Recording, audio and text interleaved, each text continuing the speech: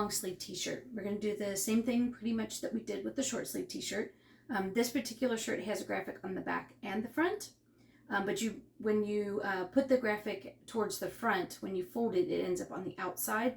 That way when you open your drawer, you will be able to identify that particular shirt quickly, so you know you can find what you're looking for quickly. So if you look at the pictures that are along with this video, you'll see once they're in the drawer what it looks like and how it's laid out, and it's easy to find. So we're going to fold this over 1/3.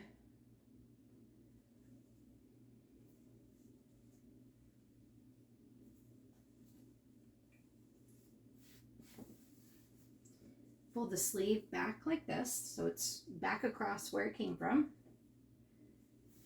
And then we're going to fold it again down towards the hem. We'll repeat the same process with the other side.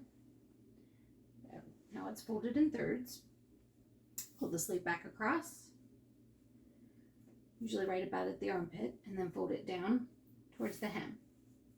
Kind of straighten things out if there's any folds, because you don't want them to end up being there when you fold it up.